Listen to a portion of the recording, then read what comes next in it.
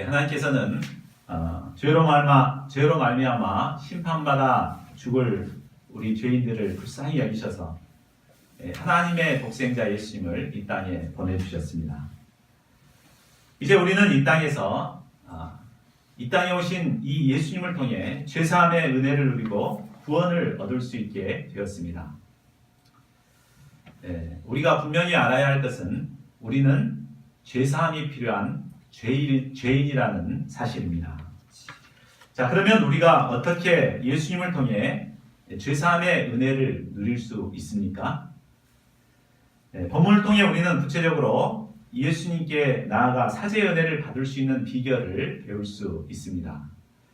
저는 본문 말씀을 통해서 5가지로 정리를 해봤습니다. 본문 말씀을 통해 이를 배우고 저희 모두가 예수님이 주시는 풍성한 사죄의 은혜를 누리는 자들이 될 수 있기를 기도합니다. 자, 첫째로 장애물을 넘어 믿음으로 예수님께 나아가야 합니다. 우리 같이 한번 따라해 볼까요? 시작. 장애물을 넘어 믿음으로 예수님께 나아가야 한다. 17절을 보십시오. 하루는 예수님께서 가르치실 때 갈릴리의 각 마을과 유대와 예루살렘에서 온 바리새인과 율법 교사들이 한자리에 같이 앉아 있었습니다. 예루살렘에서 온 바리새인과 율법 교사들은 아마 예수님을 조사하기 위해서 파견한 종교 경찰이었던 것 같습니다. 그들은 날카로운 눈으로 예수님의 일거수일투족을 세밀하게 관찰하고 있었습니다. 그런데 예수님은 개의치 않으시고 아랑곳 않으시고 모인 무리들에게 말씀을 가르치셨습니다. 그런데 이때 병을 고치는 주의 능력이 예수와 함께 하였다고 기록하고 있습니다. 예수님이 가르치시는 곳에는 이처럼 항상 병을 고치는 능력도 함께 합니다. 예수님의 말씀이 선포되면 참 어두운 내면으로 왔던 자들이 어둠이 사라지고 밝은 마음을 소유하게 됩니다. 또 머리가 굉장히 아팠는데 머리가 맑아지는 것을 느낄 때가 있습니다. 답답했던 가슴이 뻥 뚫리기도 하고 생기가 돋아나기도 합니다. 이처럼 예수님의 말씀 가운데는 이런 병을 치유하는 역사가 함께하는 것을 볼 수 있습니다. 저희 모두가 예수님의 말씀을 들음으로 이런 치유의 은혜를 누리는 자들이 되기를 기도합니다. 아멘. 자, 18, 19절을 보십시오. 예수님의 가르침에 한참 은혜를 받고 있을 때 사람들이 한 중풍병자를 침상에 메고 나왔습니다. 이들은 다른 사람 다 와가지고 이제 지금 설교 듣고 있는데 늦게 온 지각생들이었습니다. 아마 가지 않겠다고 떼를 쓰는 중풍병자를 설득하느라 늦게 왔는지 모르겠습니다. 이미 많은 무리들은 집안을 가득 메우고 있었고 예수님의 가르침은 한참 진행되고 있는 상황이었습니다. 자, 이쯤 되면 대부분의 사람들은 어떻게 합니까? 도저히 안 되겠구나. 이번은 기회가 아닌가 보다. 다음에 좀 더 좋은 기회가 있겠지 하고 돌아서게 됩니다. 그러나 그들은 그렇게 하지 않았습니다. 어떻게 했습니까? 지붕으로 올라가서 기왓장을 벗기고 병자를 침상채 이 위에서 이렇게 내린 것입니다. 이제까지 수많은 사람들이 예수님께 나왔지만 이런 모습으로 나온 사람은 이들이 처음입니다. 아무도 가보지 않은 길을 간다는 것은 쉬운 일이 아닙니다. 그 길은 우리가 전혀 예기치 못했던 위험이 도사리고 있을지도 모르기 때문입니다. 때문에 사람들은 남이 가지 않는 길은 가지 않고자 하고 이미 검증된 길을 찾아서 가고자 합니다. 실제로 이들이 한 행동은 도덕적인 관점으로 보면 사람들에게 비난을 받을 행동이었습니다. 그들은 남의 집을 주인 허락도 없이 무단으로 뜯어냈습니다. 이것을 법적으로 재산 손괴죄라고 합니다. 그리고 그들로 인해 은혜로운 집회가 중단될 수밖에 없었습니다. 이것은 집회 방해죄죠. 또한 그들은 늦게 온 주제에 먼저 온 사람들이 많이 보는 눈앞에서 새치기를 했습니다. 차례를 기다리고 있는 사람들이 볼 때 얼마나 얄미웠겠습니까? 그들은 당장의 현행범으로 체포되어도 할 말이 없는 자들이었습니다. 자, 그러면 그들이 이런 위험이나 사람들의 비난에도 불구하고 이렇게 한 이유는 무엇일까요? 그것은 단 두 가지일 것입니다. 첫째는 예수님께서는 내가 어떤 모양으로 나갈지라도 다 이해하고 영접해 줄 것이다. 이런 믿음이 있었기 때문에 이렇게 할 수 있죠. 만약에 예수님 대기 왜 돼? 막 하고 이렇게 한다고 생각했다면 이렇게 할 수가 없죠. 또 한 가지는 병든 친구에 대한 목자의 심정과 사랑 때문이었습니다. 예수님께 대한 믿음과 이런 친구에 대한 사랑이 있을 때 우리는 어떤 장애물 앞에서도 물러서지 않고 비난과 손가락질을 두려워하지 않고 지붕을 뚫어서라도 예수님께 데려갈 수가 있습니다. 그런데 중풍병자를 생각해 보면 그를 사랑하고 그를 위해 이런 희생을 감당한다는 것이 결코 쉽지 않다는 것을 알게 됩니다. 중풍병이라는 게 뭐죠? 요즘 현대의학으로는 뇌졸중이라고 그러죠. 뇌혈관이 막히거나 터져서 뇌신경세포가 손상되는 병을 가리킵니다. 그래서 심하면 전신불수가 되고 말도 하지 못하게 됩니다. 근데 이제 이 중풍병자의 특징은 이제 손과 발은 못 쓰지만 이 정신은 정상이라는 것입니다. 그러니까 정상인들과 똑같은 생각을 하는데 단지 손발을 움직이지 못한다는 것입니다. 참 이 때문에 얼마나 답답하겠습니까? 참 요즘 봄날 참 꽃구경도 해보고 싶은데 할 수 없으니까 답답하고 짜증을 낼 것입니다. 또 옆에서 친구들이 섬겨줘도 감사하는 마음보다는 다른 사람들과 비교하며 원망과 불평을 합니다. 참 이런 자를 품고 사랑한다는 것은 결코 쉬운 일이 아닙니다. 그런데 본문의 친구들은 이런 중증의 중풍병자를 사랑했습니다. 그리고 어찌하든지 예수님께 데리고 가서 고쳐주고자 했습니다. 한정원에 대한 이런 사랑이 있을 때 우리는 어떤 장애물 앞에서도 포기하지 않고 그를 예수님께로 데려갈 수 있습니다. 우리에게도 이런 사랑이 있다면 우리가 현재 돕고 있는 자들, 기도하고 있는 자들을 어찌하든지 주님께로 데려갈 수 있을 것입니다. 하나님께서 우리에게도 이런 사랑을 부어주시기를 간절하게 기도합니다. 아멘. 자, 그러면 예수님께서 그들을 어떻게 영접하십니까? 20절을 보십시오. 예수님은 그들의 믿음을 보셨습니다. 아마 사람들은 그들의 매너 없는 행동을 보고 정죄하고 판단했을 것입니다. 저런 버르장머리 없는 놈들 하면서 주인 허락도 없이 저렇게 할 수가 있는가, 저렇게 새치게 할 수가 있는가, 이렇게 비난했을 것입니다. 예수님이라고 그런 것들이 눈에 안 보였겠습니까? 다 보였죠. 그러나 예수님은 그것을 보지 않고 그들의 내면에 있는 믿음을 보셨습니다. 그렇다면 그들의 내면의 믿음이란 구체적으로 어떤 믿음일까요? 그것은 아까도 얘기했지만 우리가 어떤 모양으로든지 예수님께 나아가기만 하면 예수님이 영접해 주실 것이라는 믿음입니다. 또한 중풍병자가 아무리 치료받기 어려운 불치병자라고 할지라도 예수님이 치료해 주실 수 있다는 그런 믿음이었습니다.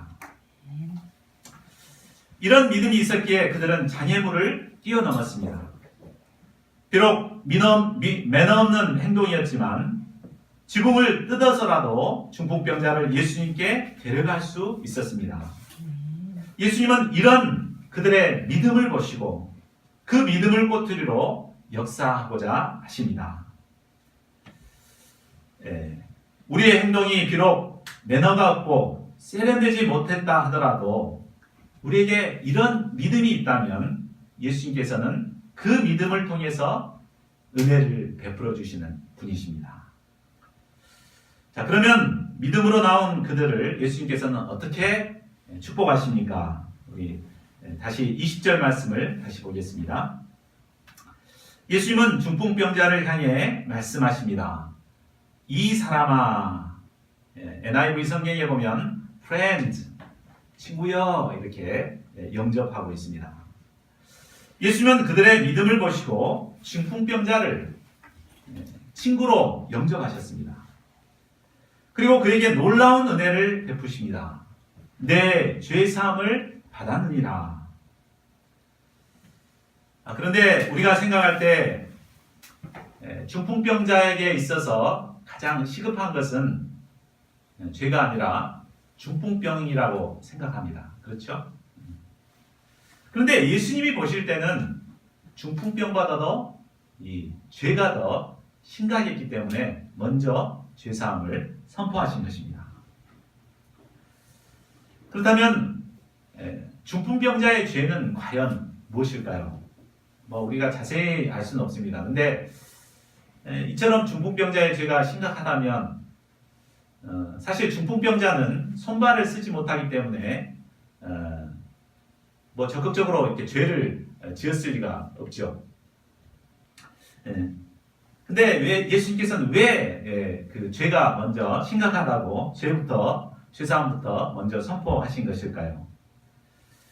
그러니까 중풍병자의 죄는 우리가 손으로 지은 죄라기보다는 생각으로 지은 죄라는 죄임을 알 수 있습니다.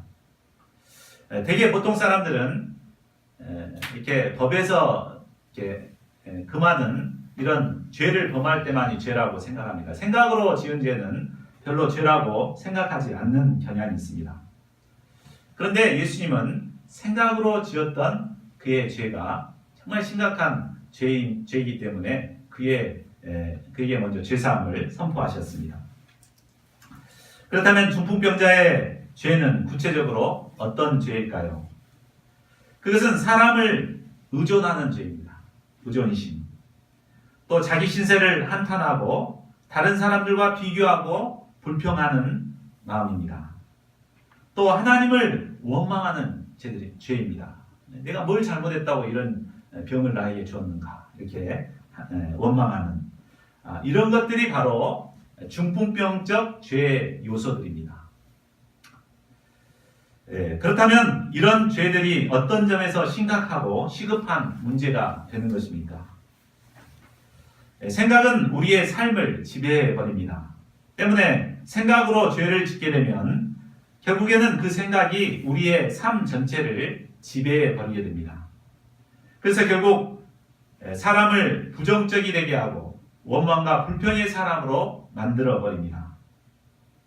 때문에 이런 중풍병적 죄의 요소들을 먼저 해결하지 않게 되면 육신의 건강을 얻는다고 하더라도 또다시 중풍병자처럼 살아갈 수밖에 없습니다. 늘 원망하고 불평하고 어두운 가운데 살아갈 수밖에 없습니다.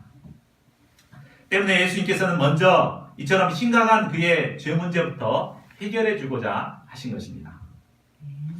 우리는 예수님께 나아갈 때 먼저 나의 심각한 기도 제목들을 해결받기를 원합니다. 취직 문제가 해결되고 승진 문제가 해결되고 물질 문제가 해결되기를 원합니다. 그러나 예수님께서는 가장 먼저 우리의 죄 문제를 해결해 주시기를 원하십니다. 그리고 우리가 믿음으로 주님께 나아갈 때 우리에게 가장 시급하게 필요한 죄 문제를 해결해 주시는 분이십니다. 자, 둘째로 예수님의 음성을 듣고 일어나야 합니다. 다시 우리 같이 해볼까요? 시작. 예수님의 음성을 듣고 일어나야 한다. 자, 21절을 보십시오. 예수님이 죄사함을 선포하시자 그곳에 있던 서기관과 바리새인들은 큰 충격을 받았습니다. 그들은 속으로 이 신성모독하는 자가 누구냐? 오직 하나님 외에 누가 능히 죄를 사하겠느냐라고 생각으로 분노했습니다. 그들이 생각한 대로 하나님 외에 누구도 죄를 사할 수 없는 것은 맞는 말입니다.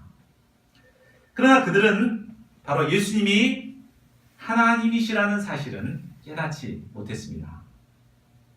그래서 예수님이 능력도 없는 것이 사람 주제에 그렇게 죄를 사한다고 하니까 신성모독죄를 범하고 있다고 정죄한 것입니다. 그러나 예수님은 우리의 마음속의 생각까지도 다 아시는 하나님이 되십니다. 예수님은 죄를 사하는 권세를 가지신 하나님이 되심을 그들에게 알려주고자 하십니다.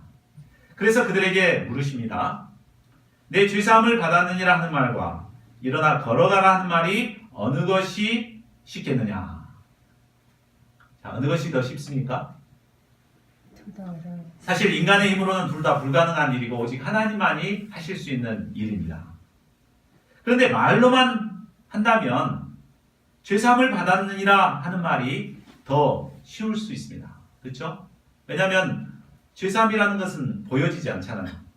나도 할 수 있는 일이죠.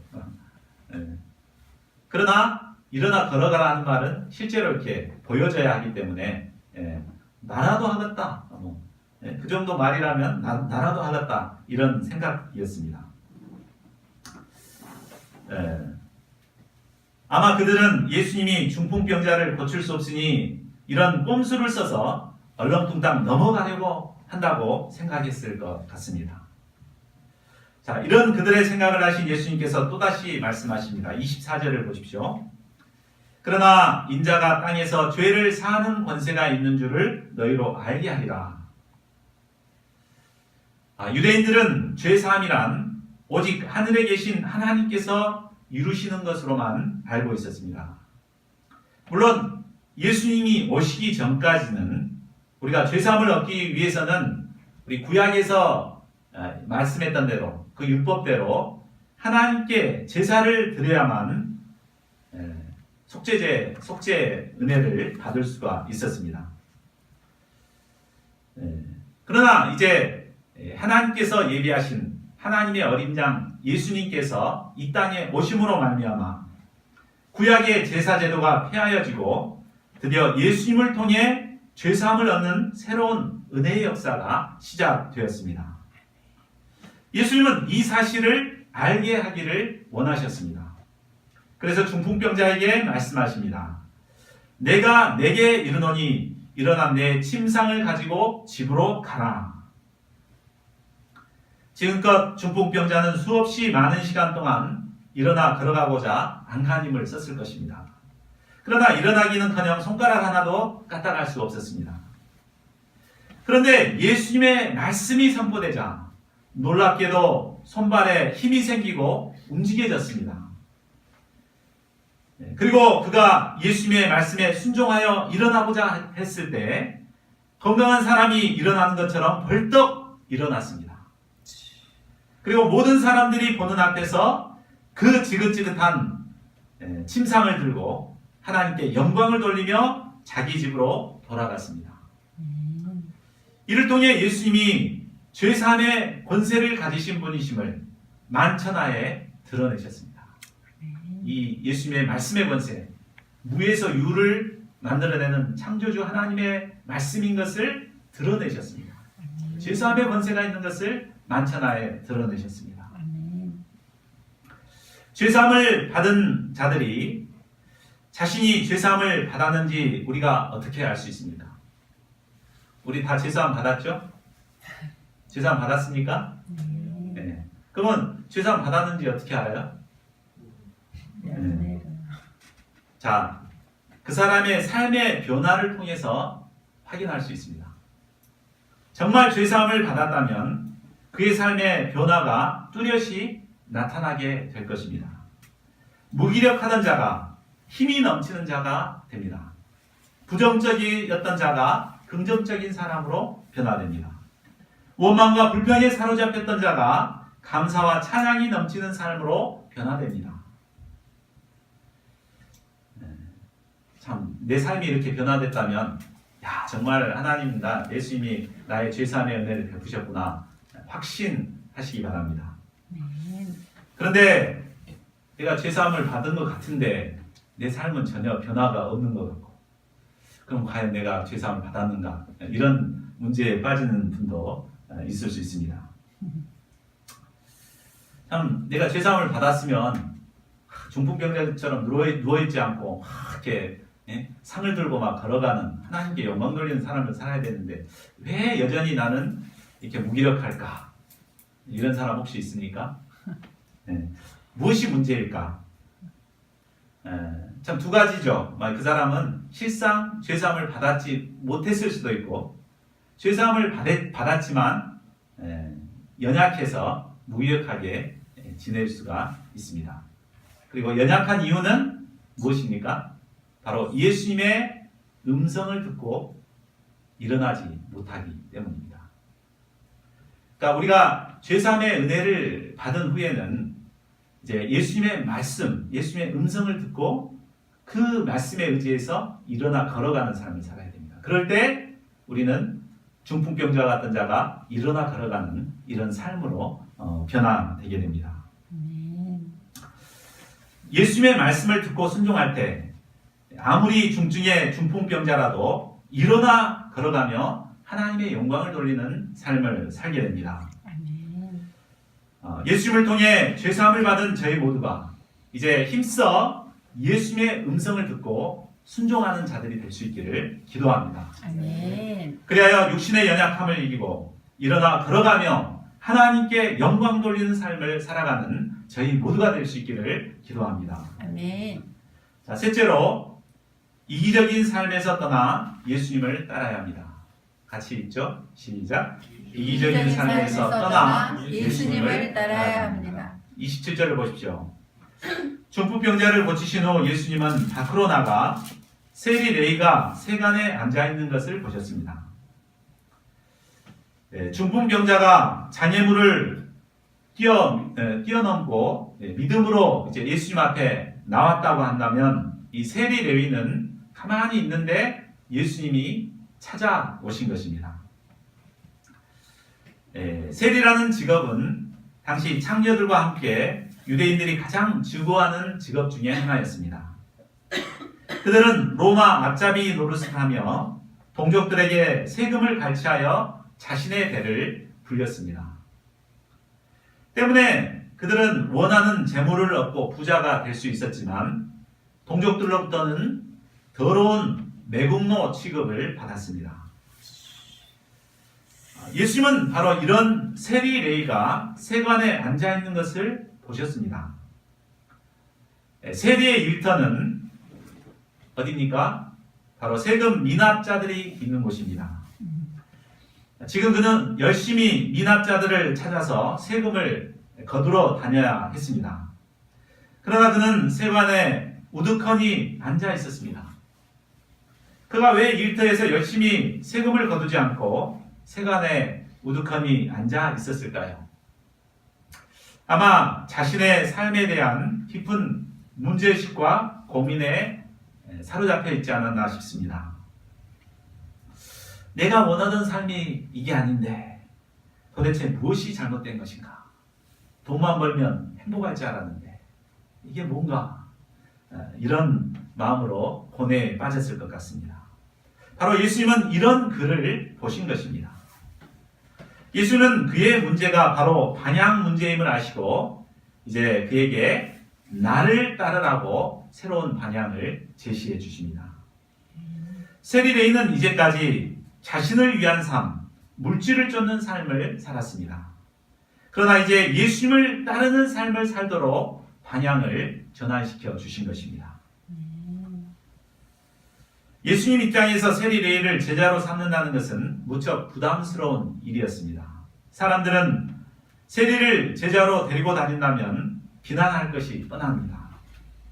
그러나 예수님은 모든 비난을 감수하고서라도 세리 레이를 제자로 삼고자 하셨습니다.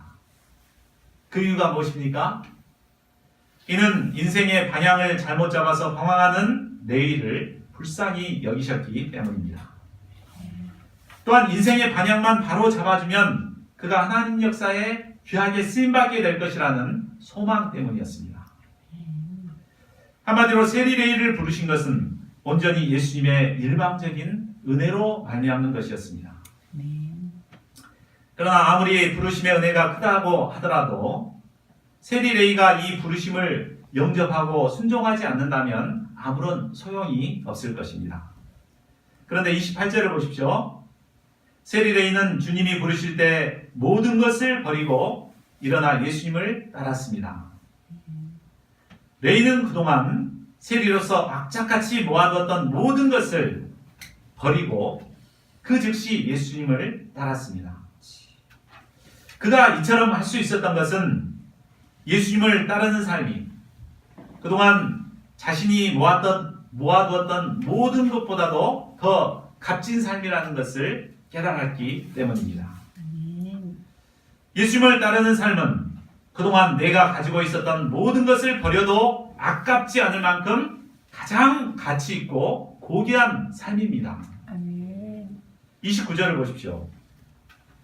레이는 부르심에 감사함으로 자기 집에서 큰 잔치를 하였습니다. 그곳에 동료 세리들과 여러 죄인들을 초청하여 예수님을 만난 기쁨을 함께 나누었습니다. 예수님의 부르심을 받아 따르는 자는 이처럼 자신의 모든 것을 버리고서도 기뻐하며 큰 잔치를 벌이게 됩니다. 우리 같았으면 내가 왜 버렸을까? 아까워가지고 그럴 수 있죠. 근데 모든 걸 다 버렸는데도 기뻐가지고 예수님을 위해서 큰 잔치를 벌인 것입니다. 자, 우리는 과연 이런 세리레이의 기쁨을 소유하고 있습니까? 만일 우리가 예수님을 따르는데도 이런 내면의 기쁨이 없다면 그것은 뭔가 문제가 있는 것입니다. 만일 우리가 예수님을 따르는데도 기쁨이 없다면 무엇이 문제일까요? 아마 그 이유는 아직도 버리지 못하고 끌어안고 있는 것들이 있기 때문일 것입니다. 모든 것을 버리고 가벼운 마음으로 예수님을 따르면 기쁠 텐데 버리지 못하고 가슴에 품고 예수님을 따르자니 얼마나 무겁고 힘들겠습니까? 근데 이제 이걸 탁 내려놔버리고 탁 예수님을 따르면 기쁨이 넘치게 되죠. 저희 모두가 자신을 위해 품고 있었던 것을 과감하게 내려놓고 온전히 예수님을 따를 수 있기를 기도합니다. 아멘. 그리하여 세리마태가 누렸던 풍성한 기쁨과 축복을 우리도 함께 누릴 수 있기를 기도합니다. 아멘. 자, 넷째로 영적 의사이신 예수님께 나아가야 합니다. 우리 또 같이 해보죠. 시작. 영적 의사이신 예수님께 나아가야 합니다. 잔치가 한창 무르익어갈 즈음 분위기를 흐리는 한 사건이 일어납니다. 30절을 보십시오. 바리새인과 서기관들이 잔치에 참석해서 정신없이 먹고 마시는 예수님의 제자들을 비방했습니다. 너희가 어찌하여 세리와 죄인들과 함께 먹고 마시느냐?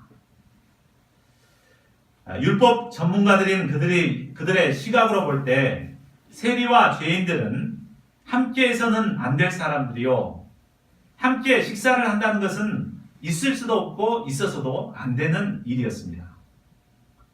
그런데 예수님과 제자들이 세리가 베푼 잔치에 참석해서 즐거워하며 이렇게 같이 참 잔치를 벌이고 있으니 도저히 참고 지켜보지 못했던 것입니다. 그래서 차마 예수님께 말할 수는 없고 웬만한 제자들을 비방하고 있었던 것입니다. 자, 그러면 그들의 비방을 들으신 예수님은 무엇이라고 말씀하십니까? 우리 다 같이 31, 32절을 같이 읽어보겠습니다. 시작. 예수께서 대답하여 이르시되 건강한 자에게는 의사가 쓸데없고 병든 자에게라야 쓸데있나니 내가 의인을 부르러 온 것이 아니요 죄인을 불러 회개시키러 왔노라. 예수님이 말씀하시는 건강한 자란 실제 건강한 자를 말하는 것이 아니라 자신이 건강하다고 생각하는 자를 말합니다.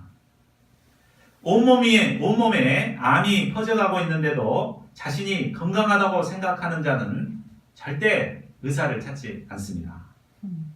의사가 아무런 필요도 없기 때문에 찾지도 않고 도와주겠다고 해도 거절을 합니다. 그러나 그렇게 되면 결국 어떻게 됩니까? 그러다 죽는 사람 여러 봤습니다. 죄인의 경우도 마찬가지입니다. 성경은 의인 없나니 하나도 없으며 모두가 죄 아래에 있는 죄인이라고 말하고 있습니다. 그런데 모두가 죄인이지만 죄인 중에는 두 종류의 죄인이 있습니다. 하나는 자신이 죄인이라는 사실을 아는 죄인이 있고 또 한 종류는 자신이 죄인이라는 사실을 전혀 모르는 죄인들이 있습니다. 이런 자들은 자신이 의인이라고 착각하며 살아갑니다. 오늘 본문에 나오는 바리새인과 서기관들이 바로 이런 사람들입니다. 예수님은 결코 이런 자들을 부르러 오지 않으셨습니다. 자신이 죄인이라는 것을 잘 알고 있는 본문에 나오는 문둥병자나 이 세리, 레위와 같은 자들을 불러서 회개시키러 오신 분이십니다. 예수님은 죄로 병든 영혼들을 치료하기 위해 오신 영적 의사가 되십니다. 우리는 때로 자신의 연약함과 죄악된 모습 앞에 절망할 때가 있습니다. 그러나 예수님께서는 바로 나 같은 죄인을 불러 회개시키러 오신 분이십니다. 내가 죄인이기 때문에 바로 예수님이 필요한 것입니다. 우리가 이 예수님을 믿을 때, 죄인을 부르러 오신 예수님을 확신할 때, 우리가 죄악 가운데 있을지라도 내가 죄인이라는 것을 발견했을 때도 정말 위로를 얻고 힘을 얻고 믿음으로 예수님 앞에 나아갈 수가 있습니다. 또한 그리할 때 예수님께서는 우리를 영접해 주시고 우리의 모든 죄를 치료해 주시고 온전케 하십니다. 저희 모두가 죄인된 자신을 날마다 인정하고 날마다 예수님 앞에 나아감으로 치유의 은혜를 누리는 자들이 될 수 있기를 기도합니다. 아멘. 자, 마지막 다섯째로 세 부대가 되어야 합니다. 바리새인과 서기관들은 이제 금식 문제를 가지고 예수님께 따집니다. 33절을 보십시오. 요한의 제자는 자주 금식하며 기도하고 바리새인의 제자들도 또한 그리하되 당신의 제자들은 먹고 마시나이다. 당시 금식은 경건의 척도가 되었습니다. 율법에는 1년에 한 번 대속죄일에 금식하라고 율법으로 정해 놓았습니다. 그런데 이스라엘이 바벨론 포로 귀환 이후에 경건한 자들을 중심으로 해서 일주일에 2번씩 금식하는 전통이 생겨나게 되었습니다. 정말 좋죠. 일주일에 2번씩 금식하면서 경건하게 살고자 하는 거 얼마나 좋습니까? 그래서 요한의 제자들과 바리새인의 제자들은 이 전통을 지켜서 꼬박꼬박 일주일에 2번씩 금식을 하였습니다. 그런데 예수님과 제자들은 금식할 생각은 전혀 없고 연일 잔치를 벌여 먹고 마시고 즐거워하는 것만 같았습니다. 자신들은 쫄쫄 굶고 있는데 맛있는 잔치상을 받아 배부르게 먹고 마시는 이들을 보면 얼마나 미워 보였겠습니까? 자, 그러면 이들에 대한 예수님의 대답이 무엇입니까? 34절, 35절을 보십시오. 예수님은 혼인집 손님들의 비유로 제자들을 변호해 주셨습니다. 당시에는 율법 시대였음에도 불구하고 혼인 예식 때에는 금식하는 것이 금지되었습니다. 만일 혼인 잔치집에 가서 내가 금식한다고 아무것도 먹지 않고 인상을 쓰고 앉아있다면 분위기가 어떻게 되겠습니까? 아마 그건 잔치집이 아니라 초상집 분위기가 되어버릴 것입니다. 마찬가지로 신랑 되신 예수님과 함께 있을 때에는 우리가 금식할 필요가 전혀 없습니다. 오직 예수님과 함께 혼인잔치와 같은 기쁨을 누리며 살아야 합니다. 그러나 만일 신랑을 빼앗기는 일이 생기게 되면 그때는 금식을 해야 합니다. 신랑이 없는데도 속없이 먹고 마시고 즐기는 사람, 이런 사람을 뭐라 그럽니까? 미친 사람이라고 그러죠. 우리 마음에 세상 것으로 가득 차 있고 예수님은 없는데 부어라 마셔라 먹고 마시고 있으면 미친 사람이 되는 것입니다. 우리가 예수님이 우리 마음 가운데 없다면 금식을 해서라도 예수님을 내 마음에 모시기에 힘써야 합니다. 제자들을 변호하신 예수님은 이제 제자들을 비방했던 그들의 문제가 무엇인가를 또 비유를 통해서 말씀해 주십니다. 36절에서 38절을 보십시오. 새 옷에서 한 조각을 찢어 낡은 옷에 붙이는 자가 없나니 만일 그렇게 하면 새 옷을 찢을 뿐이요 또 새 옷에 찢은 조각이 낡은 것에 어울리지 아니하리라. 새 포도주를 낡은 가죽 부대에 넣는 자가 없나니 만일 그렇게 하면 새 포도주가 부대를 터뜨려 포도주가 쏟아지고 부대도 못 쓰게 되리라. 새 포도주는 새 부대에 넣어야 할 것이니라. 여기서 새 옷과 새 포도주는 바로 예수님의 복음 역사를 의미합니다. 당시 옷은 천연 식물로 만들었기 때문에 특히 새 옷은 신축성이 많습니다. 또한 새 포도주는 왕성한 발효가 나타납니다. 예수님의 복음 역사는 이처럼 늘 새롭고 생동감이 넘치고 왕성한 힘을 발휘합니다. 반대로 낡은 옷과 낡은 가죽 부대는 오래돼서 신축성이 전혀 없고 쭉 늘어질 대로 늘어져 있습니다. 낡은 옷과 가죽 부대는 율법이나 장로들의 유전과 같은 전통과 관습을 의미합니다. 예수님의 복음 역사는 이런 낡은 율법이나 전통으로는 결코 담아낼 수가 없습니다. 만일 그렇게 한다면 낡은 옷이 찢어지게 되고 낡은 가죽 부대가 터져버리고 말 것입니다. 결국 바리새인과 서기관들이 예수님의 복음을 수용하지 못하고 비방한 것은 그들이 바로 낡은 전통에 매여 있었기 때문이었습니다. 우리도 마찬가지입니다. 우리 역시 굳어져서 낡은 전통에만 얽매여 있게 되면 왕성한 복음 역사를 감당하지 못하고 터져버리고 말 것입니다. 우리는 현재 새 성전을 준비하며 제2의 개척 역사를 시작하고자 합니다. 그리고 캠퍼스 포럼을 통한 캠퍼스 선교 역시 우리가 최초로 시도하는 복음 역사입니다. 이 역사를 성공적으로 이루기 위해서는 먼저 저희 모두가 낡은 전통에서 벗어나 새 부대들이 되어야겠습니다. 저희 모두가 새 부대들이 되어서 제2의 개척 역사를 왕성하게 이루어갈 수 있기를 기도합니다. 자, 결론을 맺겠습니다. 오늘 우리는 사제의 은혜를 덧입기 위해 우리에게 필요한 것이 무엇인가를 5가지로 살펴보았습니다. 첫째는 장애물을 뛰어넘어서 믿음으로 예수님께 나아가는 것입니다. 또 두 번째로는 예수님의 음성을 듣고 일어나야 하는 것입니다. 셋째는 이기적인 삶에서 떠나 예수님을 따르는 삶입니다. 넷째로 영적 의사이신 예수님께 나아가는 것입니다. 다섯째로 새 부대가 되는 것입니다. 저희 모두가 이것을 삶에 적용하여 날마다 사제의 은혜를 누리고 예수님과 함께 왕성한 복음 역사를 섬기는 복음의 주역들이 될 수 있기를 간절히 기도합니다. 아멘. 요절 말씀 32절을 읽고 함께 기도하는 시간 갖겠습니다. 32절 시작. 내가 의인을 부르러 온 것이 아니요 죄인을 불러 회개시키러 왔노라. 우리는 죄사함을 받아야 할 죄인들입니다. 예수님은 이러한 저희들을 사죄의 은혜를 베푸시는 죄사함의 권세자가 되십니다. 이 시간 제가 죄인됨을 인정하고 믿음으로 주님 앞에 나가는 시간이 되었으면 좋겠습니다. 이 시간 소리를 내서 조용한 가운데 기도하는 시간 갖겠습니다. 기도하겠습니다. 다 같이 기도하겠습니다. 하나님 아버지, 주님께서 오늘 귀한 말씀 통해서 감사를 주셔서 감사합니다. 죄인이 바로 굉장히 심판을 가지고 할 말이 없는 죄인이 있을 거예요. 하나님 아버지, 주님께서 죄인을 위해서 예수 그리스도를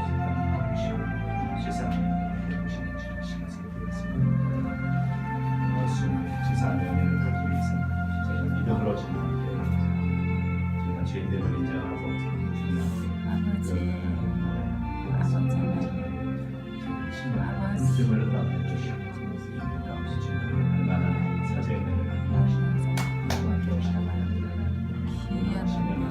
축복을 사죄의 도와주시고 은혜를 주시고 아버지 일치한 인생을 살아가시고 아버지 아버지 예수님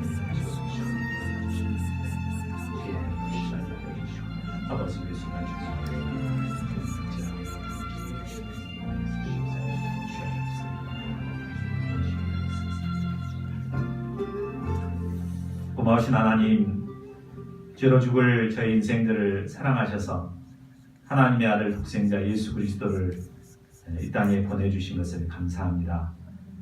예수님은 사죄의 권세자가 되십니다. 저희가 이 예수님께 믿음으로 나아가는 자들이 되게 도우시기를 기도합니다. 그래서 주님이 주신 사죄의 은혜를 덧입고 이 땅에서 하나님께 영광 돌리는 힘찬 인생을 살아가는 저희 모두가 될 수 있도록 축복하시고 인도하여 주시옵소서. 아멘. 감사하고 주 예수 그리스도를 받들어 기도하였습니다. 아멘. 아멘. 예, 다 같이 일어나셔서 512장을 부르시고 3절 부르실 때 준비하신 한분 하겠습니다.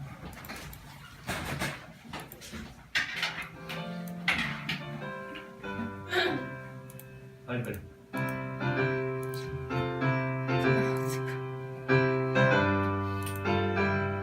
다시 하겠습니다. 어찌 감사할까 하며 순전하라 죄인 영접하신다 밟지 마